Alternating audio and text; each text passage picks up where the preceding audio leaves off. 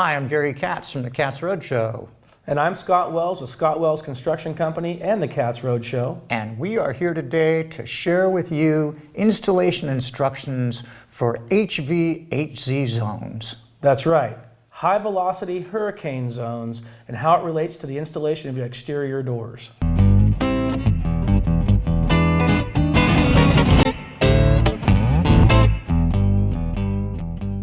In an HVHZ zone, you've got to install outswing doors.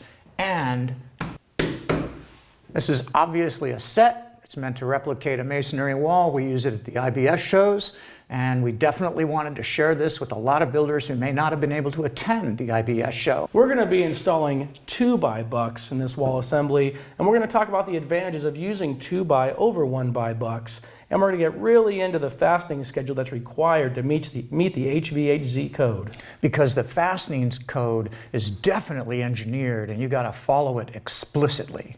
One of the reasons that we like using 2x bucks is because the fasteners that you put in to fasten a jamb only have to go into the buck. Whereas if you use a 3/4 inch buck, a 1x buck, the fasteners you use to fasten the jamb have to go through the jamb, through the buck and into the masonry wall, which makes it really difficult to adjust the bucks so that they're in one single plane.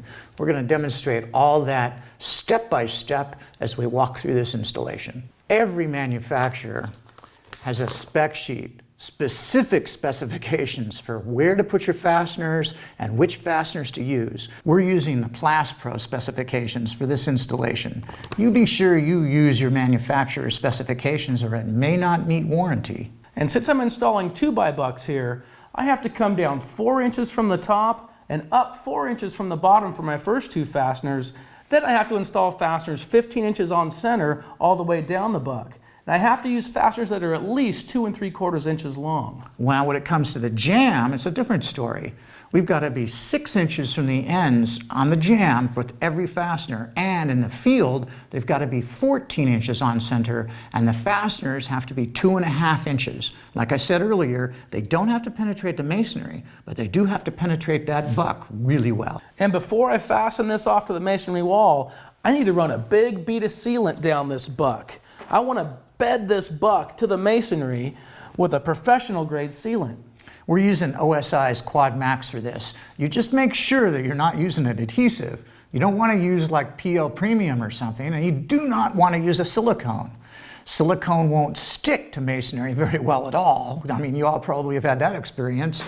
And an adhesive will dry crystalline hard. It won't have any flexibility. It won't move as it gets cold or gets hot. Whereas a sealant never dries crystalline hard. It sticks really well, it has great adhesion, and you really want to use a professional grade sealant because it maintains its flexibility. So now let's talk about installing the buck. The first thing that I do is fasten off the top fasteners at both sides, and I hold the buck flush with the masonry. That way the brick mold's easy to install once the jamb's in. But at the bottom, I don't snug these fasteners down. I want to be able to cross-string these bucks and get them into one plane.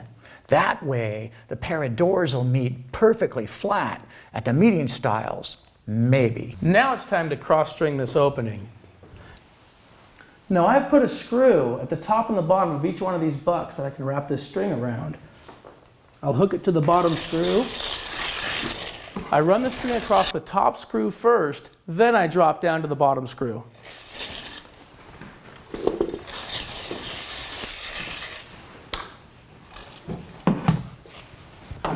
Then I pull the string across the top screw, the last screw, and I pull the string snug. These strings are barely touching. You will never see anything like this on a job site. That's because we framed this wall in my shop and it's in one perfectly flat plane. On a job site, my goodness, even with a masonry wall, the walls might not be perfectly plumb from the head down to the floor, and if they're out a little bit at the bottom, these strings won't be close to touching. I've seen some wood frame walls where the walls are so cross-legged that the strings are 3/4 of an inch apart, even an inch apart. You gotta correct for that before you fasten off the bucks on a masonry wall. You actually have 3 chances to correct for cross-leg. before you fasten off the bottom legs on the bucks and before you fasten off the bottom legs on the jamb. Now that we've adjusted for cross leg, we can fasten off the bottoms of the bucks permanently and secure all the intermediate fasteners. But you'll notice we've already got some peel and stick waterproofing on here. Remember, this is a set, and we have to do a presentation live in like 20 minutes. So we've already got some of these steps finished. So obviously, you wouldn't have your waterproofing membrane on top of these bucks at this point. We just do for the set. But we haven't installed our header buck yet, and that is the next step. Now the fastener schedule for the head buck is the same as the leg bucks. I've got to screw 4 inches in from each end and a fastener 15 inches on center all the way down the head buck. So all we need to do is secure it off flush with the leg bucks. And we're using screws here, not tap cons or masonry anchors, because this is a set.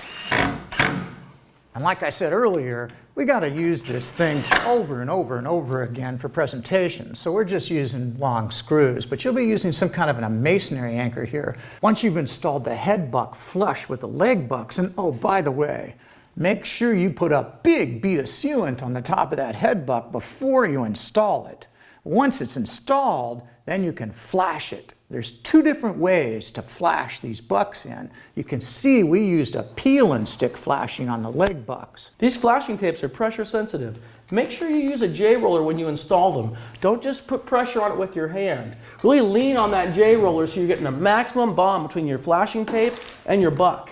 And there's another alternative too. You can use liquid flashing for this. You apply that with a big caulking gun and just knife it off so it's nice and clean to the masonry. But be careful, see? This is why I prefer not to use liquid flashing in a situation like this, because sometimes the masonry wall might end up exposed, or you may want to paint that masonry wall, and if you get your flashing on the masonry, you may not get paint adhesion. So I like using peel and stick.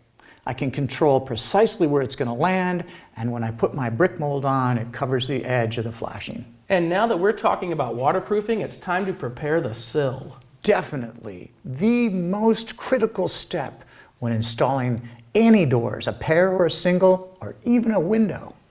You know, I don't know about you, but I have never run into a rough opening with a floor. The rough floor is level, whether it's a slab or a raised floor. Every single one of them is out a little bit, and if you install doors, boy, the first lesson you learn is that sill's got to be dead level or the doors will never be flush across the top. So I like to install a pad strip, which gives me an opportunity to first level up the sill before I put the frame in there. And it also, on regular jobs that don't have to meet HVHZ, that gives me an opportunity to use the drainage system. But in this situation, we're going to be employing the barrier system. We're going to install a 1x pad underneath this pair of doors. Now you can use anything you want really for this. We're using a piece of boral. You could use a piece of 1x, you could use a piece of PVC, you could use a piece of fiber cement. We're going to end up covering this entire pad strip with waterproof membranes, but we want to use the pad strip to level the rough opening before we bring the jamb in. You just make sure you put a big bead of sealant underneath that pad. And you'll have plenty of time to level up that pad strip before the sealant dries. And we're going to level that thing up right now. We've got Stabila's extension level in here, which is really handy. It'll read from point to point so the opening is dead level. We can see the bubble vial right here. Now, if your opening isn't level, this is the advantage of the pad strip. You can shim the pad strip right now.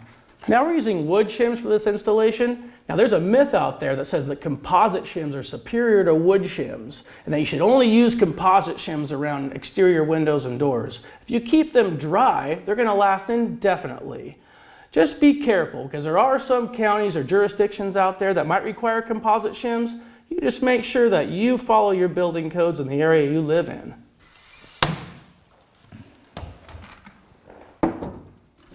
So you're going to notice this pad strip has been notched on the ends too.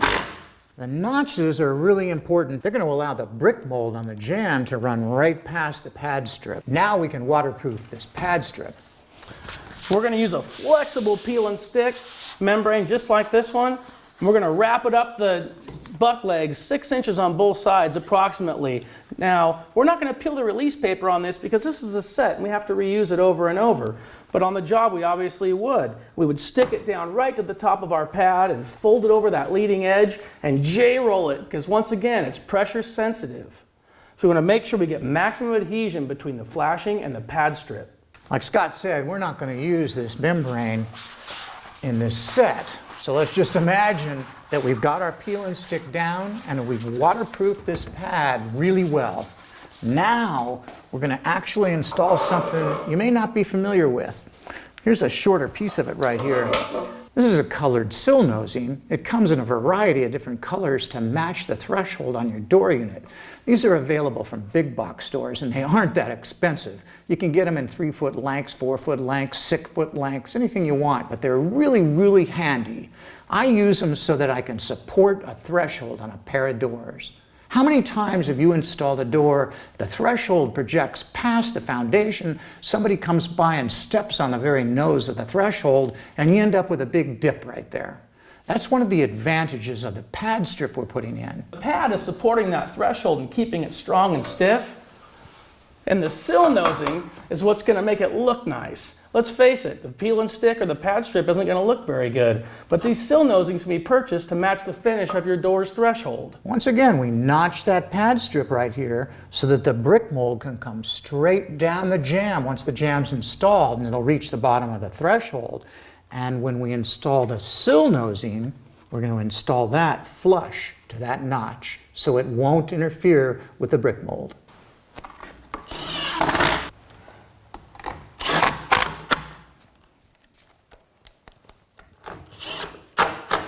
Now we've got our sill leveled and waterproofed. We've got our bucks waterproofed, and they're in one plane. We've cross-strung the opening. We've got one more really important thing to do before we bring the jambs to the opening, and that's to correct the rough opening for width. Yeah, rough opening. That's the key word here. These openings are always really rough. Well, you know, in an HVHZ zone, you better make sure that your rough opening's pretty close because you can only shim a maximum of 1/4 of an inch between the buck and the jamb, but at least you can shim that 1/4 inch. And we're going to do part of that shimming right now before we bring the frame to the opening.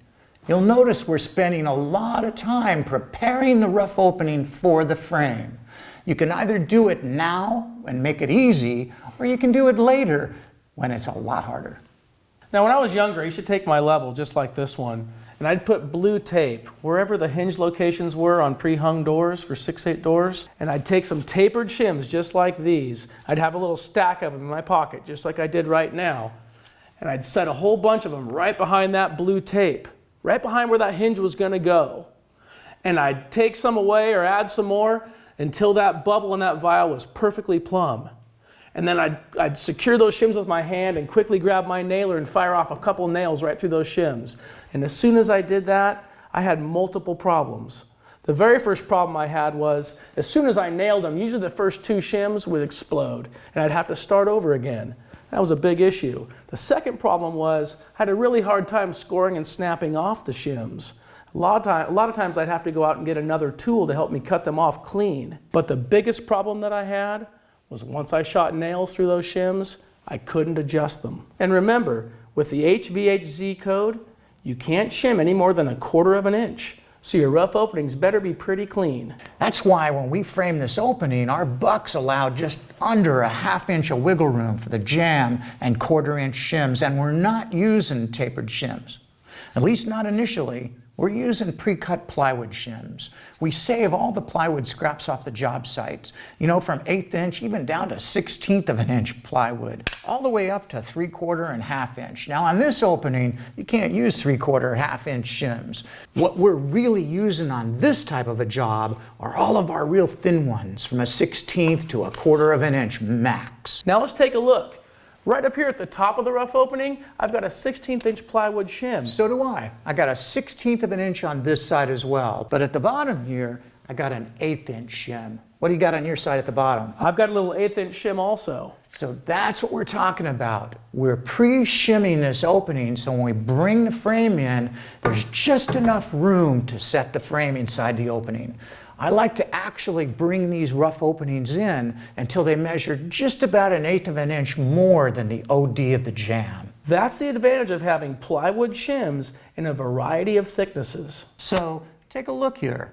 We've only put our plywood shims in at the very top and the very bottom because that's where we need them for this presentation. But on a job site, you may put in 1/8 inch or 16th inch shims all the way down here because you don't want to have to put in tapered shims where you have to put more than 2 of them on top of each other.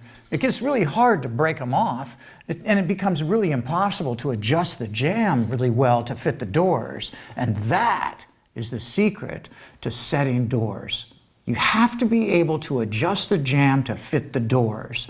So we'd want to have some intervening plywood shims on that buck too, but in this case we don't need it for 2 reasons. One is, like I said, this is just an educational presentation, and the second reason is we've set these bucks so that there's barely 1/4 inch of space behind the jamb on each buck. So right now we'd be setting our frame into a bead of sealant and seating it, bedding it right into that sealant, and we would never have to put a shim underneath that threshold to level this up because we already did that. So all we need to do is flush the jamb with the face of the buck right at the top of the jamb and just kind of pinch it into the opening. Now for this installation, we're going to install 6 primary fasteners. Now it's not to say that we're only going to install 6 fasteners for this install. We're going to install a lot more. But there's 6 primary ones that have to go in specific locations at specific times. The first 2 go up high in the jamb, almost up to the head jamb. First one is right here on this side. And the second one is on the opposite side. And remember, there's a specific requirement for fastener spacing. You have to be within 6 inches of the top of the head jamb, and we're definitely meeting that requirement. But all we really want to do at this point is fasten the jamb in near the head and swing the doors. We don't want to put any more fasteners in these jamb legs until we've swung the doors, because we won't know how to adjust the jambs to fit the doors until the doors are swinging on the jamb legs. And now that the doors are swinging, let's take a look at how they fit. Now you're probably going to notice there's some pretty big gaps up here between the doors and the head jamb, and the gap between the 2 meeting styles is really tight.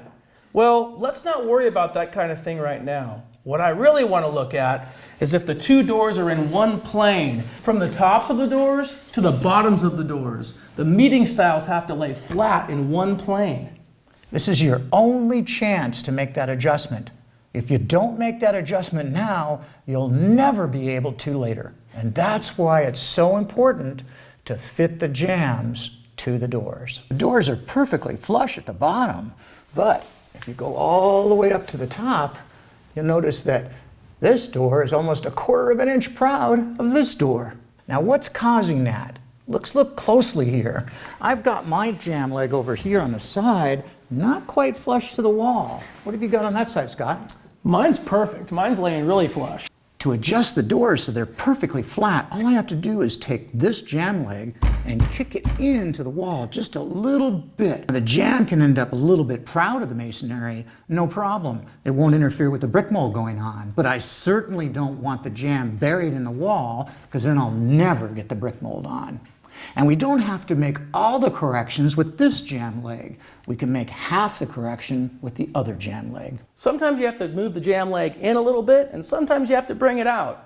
It doesn't matter what you have to do, just do something. Scott's absolutely right. Sometimes you just gotta do something.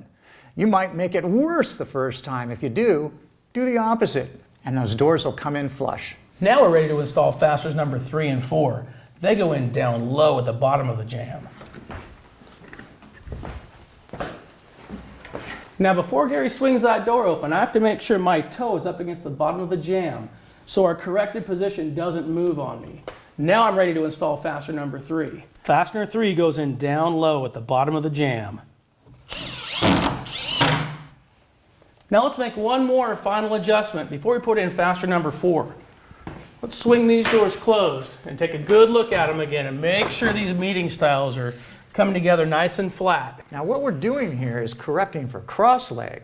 You know, like in a typical home, the walls are always at a cross leg at the bottom. I mean, the top might be in one single plane because there's a header. Just like in a masonry wall, you're going to have a completely flat wall at the top, but at the bottom, what if they didn't stay perfectly plumb as they were laying up the block? And in a frame construction wall, man, they can be out big time. So we're really correcting for cross leg here, but more. We're also correcting for what could be a little warp in the doors. Remember, we cross-strung this opening, and the strings were perfect, they just kissed. And yet, when we swung the doors the first time, they stuck out at the top. This door stuck out proud of this door. So how can that happen unless there's wind in the door? In other words, unless the door is warped just a little bit. So that's also what we're correcting for. We're correcting for both cross-leg and a potentially warped door. That's right. It's a myth that doors are perfectly flat. In fact, 6/8 doors are only warranted to be flat within 1/4 of an inch.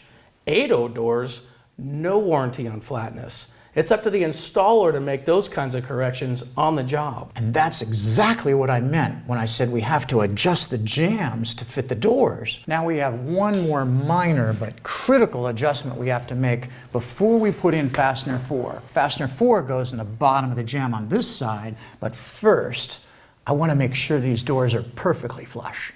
And they're not quite at the top. This one's still proud, maybe 1/8 of an inch. So if we take that jamb leg and kick it out just a hair, how's that? that's it, that's perfect. Now we can swing this door open and drive in that last fastener.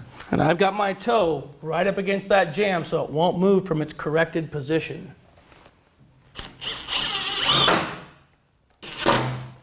Now let's take a look at the gaps between the doors before we install fasteners number 5 and 6. Just like you'd expect to see, a big gap right across the top of the doors, between the doors and the head jamb. The doors are nearly touching right here between the two doors.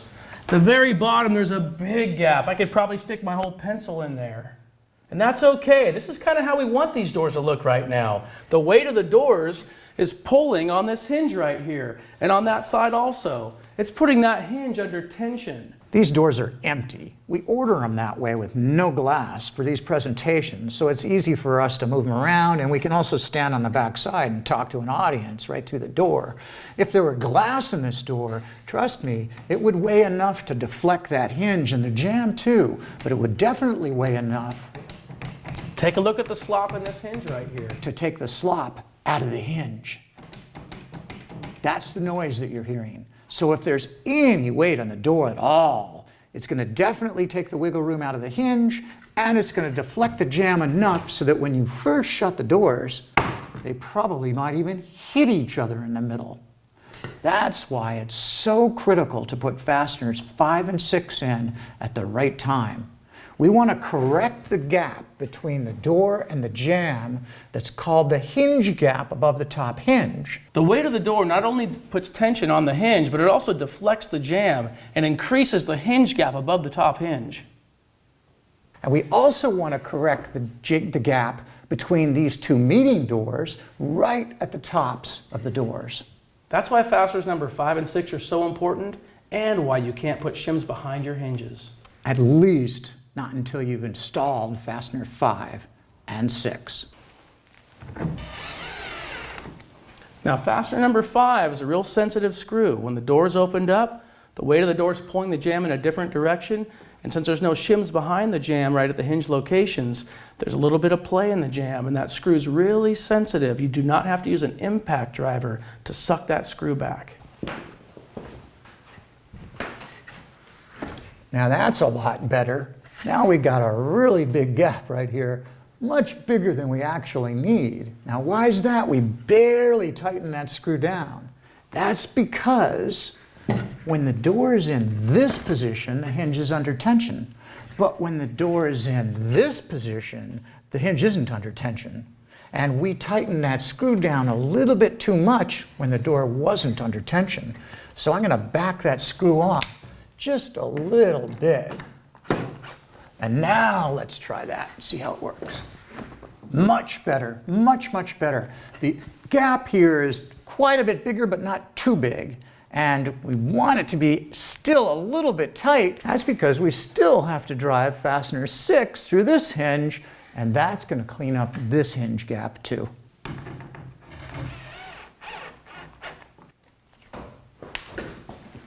Now we can see what the doors really look. Nice. The gap between the doors at the top is almost perfect, but look at this.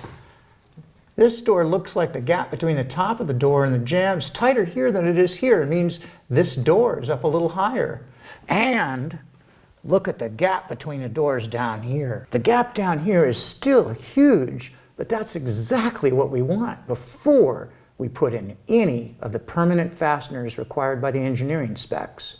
We've got the first 2 shims we have to install right now to adjust this gap. Not only do I have a giant gap between the 2 doors at the bottom, but I have no gap right down here at the bottom of the door between the door and the jamb. I can't even get this shim in there. This hinge is under compression, just the opposite of the top hinge. So all the hinge slop and all the jamb deflection is working against me now and forcing the jamb back in towards the rough buck. Look what I can do with this pry bar. I can create whatever gap it is I need. That's exactly where I have to put my first shim. We've already corrected half that big gap.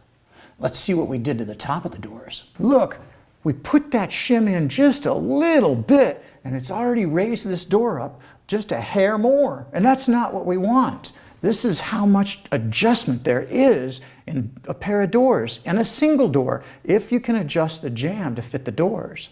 All we have to do is back that shim out just a little bit, drop this door down, and when we put the shim behind the bottom hinge on this door, we'll shove it in there a little farther, and that'll pick this door up, and the 2 doors will end up flush at the top, and the meeting rail gap will be perfect. There you go. I'm going to put the pry bar in the same spot Scott did, just above that hinge. And notice there's no gap here at all, but now there is. I'll put my shim in here. And Scott, how are the doors looking? Well, I'll tell you what, you were able to pick that door up a little bit. Now they're the same at the top, and the gap between the doors is really nice. That's it. That's the secret. It's not hard work, it's smart work. All you have to do is adjust the jambs to fit the doors and put your fasteners in exactly the right location at precisely the right order, and then go for your first 2 shims. Once you do that, hey, follow the engineering specs and put in the rest of your fasteners. And you'll probably have to shim behind every single one of those long fasteners. Otherwise, you'll tweak that jamb right out of shape. We've got one more thing we got to cover, and that is the brick mold and how to weather seal the jamb. You'll notice there's no brick mold on this jamb. That's because we ordered the jamb bald, without brick mold. We ordered the brick mold KD, knocked down and loose. Sometimes your companies that supply you doors will even miter your brick mold, so all you need is a nail gun. But any finished carpenter's got a miter saw around, so it's not that big of a deal to put the brick mold on after you've installed the jamb, after you've weather sealed the jamb. And it's really easy to do that now. In fact, it's really easy to shim the jamb without the brick mold in place too. We can weather seal this jamb really easily right now. Let's take my peel and stick flashing and just tear off half the release paper and stick it right to the edge of the jamb. Today I'm just going to use a stapler because this is a set. This isn't real life. I'll just tack this off right there. Just make sure that you leave enough reveal on the jamb so you don't see the flashing past the brick mold. And if you do, take your utility knife and trim it off. And on the back side, if your client wants to paint the masonry wall or leave it raw, just slice the excess flashing away from the brick mold. So when you order your doors, order them bald with the brick mold KD knocked down. And do yourself a favor, if your doors come to your jobs with the brick mold already installed, Just tear it off and install your doors without the brick mold. It'll be so much simpler. Thanks for watching, and to learn more about door installation and finished carpentry, visit thisiscarpentry.com.